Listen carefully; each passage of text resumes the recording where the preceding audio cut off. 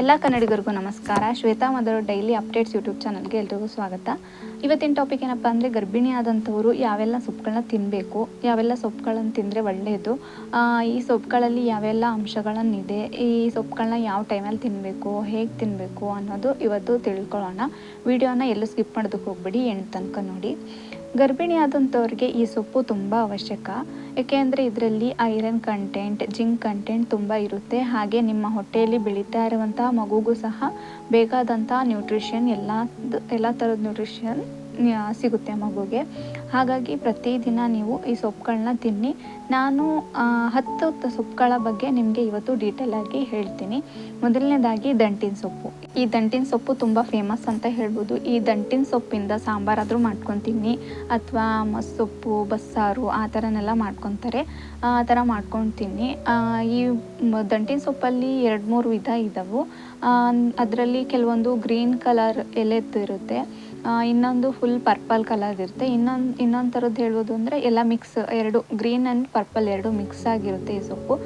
ಈ ಎಲ್ಲ ಸೊಪ್ಪನ್ನ ತಿನ್ನಿ, ಇದರಿಂದ ನಿಮಗೆ ಐರನ್ ಕಂಟೆಂಟ್ ಸಿಗುತ್ತೆ. ಆಮೇಲೆ ಈ ಸೊಪ್ಪನ್ನು ನೈಟ್ ಹೊತ್ತು ತಿನ್ನೋದಕ್ಕೆ ಹೋಗ್ಬಿಡಿ, ಏಕೆಂದರೆ ಇದು ಜೀರ್ಣ ಆಗಲ್ಲ ನಿಮಗೆ. ಬೆಳಗ್ಗೆ, ಮಧ್ಯಾಹ್ನ, ಸಂಜೆ ನಿಮಗೆ ಯಾವಾಗ ಹೋಗುತ್ತೋ ಅವಾಗ ತಿನ್ನಿ. ನೈಟ್ ಸ್ವಲ್ಪ ತಿನ್ನೋದಕ್ಕೆ ಹೋಗಬೇಡಿ. ಆಮೇಲೆ ನಿಮಗೆ ಯಾವ ಥರ ಇಷ್ಟ ಆಗುತ್ತೋ, ಸಾಂಬಾರು ಬೇಕಂದರೆ ಸಾಂಬಾರು, ಪಲ್ಯ ಆ ಥರ ನಿಮಗೆ ಯಾವ ಥರ ಇಷ್ಟ ಆಗುತ್ತೋ ಆ ಥರ ಮಾಡ್ಕೊಂಡು ತಿನ್ನಿ. ಎರಡನೇ ಸೊಪ್ಪು ಪಾಲಕ್ ಸೊಪ್ಪು. ಇದು ಸಾಮಾನ್ಯವಾಗಿ ಎಲ್ರಿಗೂ ಗೊತ್ತಿರುತ್ತೆ ಈ ಸೊಪ್ಪು. ಈ ಸೊಪ್ಪಲ್ಲೂ ಸಹ ರಿಚ್ ಆಗಿರುವ ಐರನ್ ಕಂಟೆಂಟ್ ಇದೆ. ಹಾಗಾಗಿ ನೀವು ಪ್ರತಿದಿನ ಎಷ್ಟಾಗುತ್ತೋ ಅಷ್ಟು ಸೊಪ್ಪನ್ನ ತಿನ್ನೋದಕ್ಕೆ ಟ್ರೈ ಮಾಡಿ. ಈ ಸೊಪ್ಪು ನಿಮಗೆ ಬೇಕಾದಂಥ ಶಕ್ತಿಯನ್ನು ಕೊಡುವ ಅಂಶವನ್ನು ಹೊಂದಿದೆ. ಹಾಗೆ ನಿಮ್ಮ ಮಗುವಿನ ಬೆಳವಣಿಗೆಗೂ ಸಹ ಇದು ಸಹಾಯ ಮಾಡುತ್ತೆ. ಪ್ರತಿದಿನ ನೀವು ಸೊಪ್ಪು ತಿನ್ನಿ. ಬೆಳಗ್ಗೆ, ಮಧ್ಯಾಹ್ನ, ಸಂಜೆ ಆ ಟೈಮಲ್ಲಿ ತಿನ್ನಿ. ನೈಟ್ ತಿನ್ನೋದಕ್ಕೆ ಹೋಗಬೇಡಿ ಯಾವ ಸೊಪ್ಪಾದ್ರೂ. ಮೆಂತ್ಯ ಸೊಪ್ಪು. ಈ ಮೆಂತ್ಯ ಸೊಪ್ಪನ್ನ ಎಲ್ಲರೂ ಕೇಳಿರ್ತೀರ, ಎಲ್ಲರೂ ತಿಂದಿರ್ತೀರ ಸಹ. ಈ ಮೆಂತ್ಯ ಸೊಪ್ಪನ್ನ ನೀವು ಸಾಂಬಾರು ರೂಪದಲ್ಲಾದರೂ, ಅಥವಾ ಮೆಂತ್ಯ ಬಾತು, ಅಥವಾ ತಾಲಿಪಟ್ಟಲ್ಲಿ ಮಿಕ್ಸ್ ಮಾಡಿಕೊಂಡು ಆ ಥರ ತಿನ್ನಿ.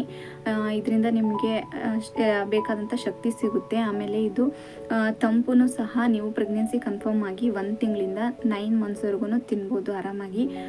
ಈ ಸೊಪ್ಪಲ್ಲಿ ನಿಮಗೆ ಜೀರ್ಣಕ್ರಿಯೆಗೆ ಸಹಾಯವಾಗುವಂಥ ಅಂಶ ಹೊಂದಿದೆ ಅಂತಲೇ ಹೇಳ್ಬೋದು. ನೆಕ್ಸ್ಟ್ ಸಬ್ಬಸಿಗೆ ಸೊಪ್ಪು. ಈ ಸಬ್ಬಸಿಗೆ ಸೊಪ್ಪು ಸ್ವಲ್ಪ ಹೀಟ್ ಅಂತಾರೆ, ಬಟ್ ಆದರೆ ಇದು ಕಣ್ಣಿಗೆ ತುಂಬಾ ಒಳ್ಳೆಯದು. ಇದರಲ್ಲಿ ಐರನ್ ಕಂಟೆಂಟ್ ರಿಚ್ ಆಗಿರುತ್ತೆ.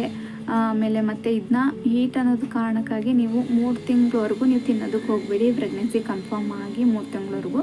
3 ತಿಂಗಳಾದಮೇಲೆ ತಿನ್ನಿ. ವಾರಕ್ಕೆ 2 ಸರಿ 3 ಸರಿ ಆ ಥರ ತಿನ್ನಿ, ಯಾವುದೇ ರೀತಿಯ ತೊಂದರೆ ಇಲ್ಲ. ಈ ಸೊಪ್ಪು ತಿನ್ನೋದ್ರಿಂದ ನಿಮ್ಮ ಹಿಮೋಗ್ಲೋಬಿನ್ ಲೆವೆಲ್ ಕೂಡ ಹೆಚ್ಚಾಗುತ್ತೆ. ನೆಕ್ಸ್ಟು ಚಕೋತ ಸೊಪ್ಪು. ಈ ಸೊಪ್ಪು ಉದ್ದುದ್ದವಾಗಿರುತ್ತೆ, ಬಟ್ ಇದ್ರದ್ದು ಕಾಂಡನೆಲ್ಲ ಯೂಸ್ ಮಾಡೋ ಹಾಗಿಲ್ಲ, ಎಲೆ ಮಾತ್ರ ಯೂಸ್ ಮಾಡಿಕೊಂಡು ಅಡುಗೆ ಮಾಡ್ಕೊಳ್ಳಿ. ನಾ ಹಿಂದೆ ಕೆಲವೊಂದು ಸೊಪ್ಪು ಹೇಳಿದೆ, ಪಾಲಕ್ ಸೊಪ್ಪು, ಸಬ್ಬಸಿಗೆ ಸೊಪ್ಪು, ದಂಟಿನ ಸೊಪ್ಪು. ಅದನ್ನೆಲ್ಲ ನಾವು ದಂಟು ಅಂದರೆ ಕಾಂಡನ, ಎಲೆ ಎಲ್ಲ ಮಿಕ್ಸ್ ಮಾಡಿಕೊಂಡು ಹಾಕ್ಕೊಂಡು ತಿಂತೀವಿ. ಬಟ್ ಇದಕ್ಕೆ ಎಲೆ ಮಾತ್ರ ಯೂಸ್ ಮಾಡಿಕೊಂಡು ಅಡುಗೆ ಮಾಡ್ಕೊಳ್ಳಿ. ಈ ಸೊಪ್ಪು ಚುರುಕು ಆಗಿರುತ್ತೆ. 3 ತಿಂಗಳವರೆಗೂ ಪ್ರೆಗ್ನೆನ್ಸಿ ಕನ್ಫರ್ಮ್ ಆಗಿ 3 ತಿಂಗಳವರೆಗೂ ಈ ಸೊಪ್ಪನ್ನ ತಿನ್ನೋದಕ್ಕೆ ಹೋಗ್ಬಿಡಿ. 3 ತಿಂಗಳಾದ ನಂತರ ತಿನ್ನಿ, ಯಾವುದೇ ರೀತಿಯ ತೊಂದರೆ ಇಲ್ಲ. ನೆಕ್ಸ್ಟು ಅರಿವೆ ಸೊಪ್ಪು. ಈ ಅರಿವೆ ಸೊಪ್ಪಲ್ಲಿ 2 ಥರ ಬರುತ್ತೆ. ಒಂದು ದೊಡ್ಡ ಅರಿವೆ, ಇನ್ನೊಂದು ಸಿಲ್ಕ್ ಅರಿವೆ ಅಂತ. ಈ 2 ಸೊಪ್ಪು ತುಂಬಾ ಒಳ್ಳೆಯದು. ಈ ಸೊಪ್ಪನ್ನ ಎಲ್ಲ ಟೈಮಲ್ಲೂ ತಿನ್ಬೋದು. ನೀವು ಪ್ರೆಗ್ನೆನ್ಸಿ ಕನ್ಫರ್ಮ್ ಆಗಿ ಡೆಲಿವರಿ ಆಗೋವರೆಗೂ ತಿನ್ಬೋದು. ಹಾಗೆ ಮಗು ಆದಮೇಲೆ ನಿಮ್ಮ ಬಾಣಂತನದಲ್ಲೂ ಸಹ ತಿನ್ಬೋದು. 3 ತಿಂಗಳ ನಂತರ ಈ ಸೊಪ್ಪು ತುಂಬಾ ಒಳ್ಳೆಯದು. ನೆಕ್ಸ್ಟು ಕೊತ್ತಂಬರಿ ಸೊಪ್ಪು. ಕೊತ್ತಂಬರಿ ಸೊಪ್ಪು ಎಲ್ಲರೂ ಯೂಸ್ ಮಾಡಿರ್ತೀರ. ಈ ಕೊತ್ತಂಬರಿ ಸೊಪ್ಪನ್ನ ನಾವು ಒಗ್ಗರಣೆ ಹಾಕುವಾಗ ಮೇಲ್ಗಡೆ ಎಲ್ಲ ಅಡುಗೆಗೂ ಯೂಸ್ ಮಾಡ್ತೀವಿ. ಆ ಥರ ನೀವು ಎಲ್ಲ ಅಡುಗೆಯಲ್ಲೂ ಯೂಸ್ ಮಾಡ್ಕೊಂಡು ತಿನ್ನಿ, ಯಾವುದೇ ರೀತಿಯ ತೊಂದರೆ ಇಲ್ಲ. ನೆಕ್ಸ್ಟು ಪುದೀನ ಸೊಪ್ಪು. ಈ ಪುದೀನ ಸೊಪ್ಪನ್ನು ಸಹ ನೀವೆಲ್ಲರೂ ಯೂಸ್ ಮಾಡಿರ್ತೀರ, ಚಟ್ನಿಗಾಗಿರಲಿ, ಆಮೇಲೆ ವಡೆ ಮಾಡುವಾಗ, ಅಥವಾ ಪುದೀನ ರೈಸ್ ಆ ಥರ ಎಲ್ಲ ಮಾಡ್ಕೊಂಡು ತಿಂದಿರ್ತೀರ. ಆ ಥರನೂ ಪುದೀನ ಸೊಪ್ಪನ್ನು ತಿನ್ನಿ, ಯಾವುದೇ ರೀತಿಯ ತೊಂದರೆ ಇಲ್ಲ. ಆಮೇಲೆ ಕರಿಬೇವಿನ ಸೊಪ್ಪು. ಇವಾಗ ನಾವೆಲ್ಲ ಅಡುಗೆಯಲ್ಲಿ ಯೂಸ್ ಮಾಡಿರ್ತೀವಿ. ಕೆಲವೊಬ್ಬರು ಸೈಡಲ್ಲಿ ಎತ್ತಿಕ್ಬಿಟ್ಟು ಮೆಣಸಿನ್ಕಾಯಿ ಎತ್ತಿಕ್ಕಿ ತಿಂತೀವಲ್ಲ, ಆ ಥರ ಕರಿಬೇವಿನ ಸೊಪ್ಪನ್ನು ಎತ್ತಿಕ್ಬಿಟ್ಟು ತಿಂತಿರ್ತಾರೆ. ಆ ಥರ ತಿನ್ನೋದಕ್ಕೆ ಹೋಗಬೇಡಿ. ಈ ಕರಿಬೇವು ಸೊಪ್ಪು ನಿಮಗೆ ತುಂಬಾ ಮುಖ್ಯ. ಏಕೆಂದರೆ ಇದನ್ನು ನಿಮ್ಗೆ ಯಾರಿಗಾದರೂ ಶುಗರ್ ಜಾಸ್ತಿ ಇತ್ತು ಅಂದರೆ ಶುಗರ್ನ ಕಂಟ್ರೋಲಿಗೆ ತರೋದಕ್ಕೂ ಸಹ ಈ ಕರಿಬೇವಿನ ಸೊಪ್ಪು ಸಹಾಯ ಮಾಡುತ್ತೆ. ದಯವಿಟ್ಟು ಯಾರು ಎತ್ತಿಟ್ಟು ತಿನ್ನೋದಕ್ಕೆ ಹೋಗ್ಬಿಡಿ, ಎಲ್ಲರೂ ತಿನ್ನಿ. ಸೊಪ್ಪು, ಈ ನುಗ್ಗೆ ಸೊಪ್ಪಲ್ಲೂ ಸಹ ತುಂಬ ಕ್ಯಾಲ್ಶಿಯಂ ಅಂಶ ಹೊಂದಿರುತ್ತೆ. ಈ ನುಗ್ಗೆ ಸೊಪ್ಪನ್ನ ನೀವು ತಿನ್ಬೋದು, ಬಟ್ ಪ್ರೆಗ್ನೆನ್ಸಿ ಕನ್ಫರ್ಮ್ ಆಗಿ 6 ಮಂತ್ವರೆಗೂ ಬೇಡ. ಇದು ಸಹ ಹೀಟಿನ ಅಂಶ ಹೊಂದಿರುತ್ತೆ, ಹಾಗಾಗಿ ಲಾಸ್ಟ್ 3 ಮಂತ್ಸಲ್ಲಿ ತಿನ್ಬೋದು ಆರಾಮಾಗಿ. ಇದರಲ್ಲಿ ಕ್ಯಾಲ್ಶಿಯಂ ಅಂಶ ತುಂಬ ಇರುತ್ತೆ, ತುಂಬ ಒಳ್ಳೆಯದು ಇದು ನಿಮಗೆ. ನಾನು 10 ಸೊಪ್ಪುಗಳ ಬಗ್ಗೆ ತಿಳಿಸ್ಕೊಟ್ಟಿದ್ದೀನಿ. ಅದರಲ್ಲಿ ಚಕ್ಕೊತ ಸೊಪ್ಪು ಮತ್ತು ಸಬ್ಬಸಿಗೆ ಸೊಪ್ಪು ಮತ್ತು ನುಗ್ಗೆ ಸೊಪ್ಪು ಇವನ್ನ ಸ್ವಲ್ಪ ಕಂಟ್ರೋಲಲ್ಲಿ ತಿನ್ನಿ. ಇವು ಹೀಟಿನ ಅಂಶ ಹೊಂದಿರುತ್ತವೆ, ಹಾಗಾಗಿ ಇನ್ನುಳಿದ 7 ಸೊಪ್ಪುಗಳನ್ನು ನೀವು ಆರಾಮಾಗಿ ತಿನ್ನಿ.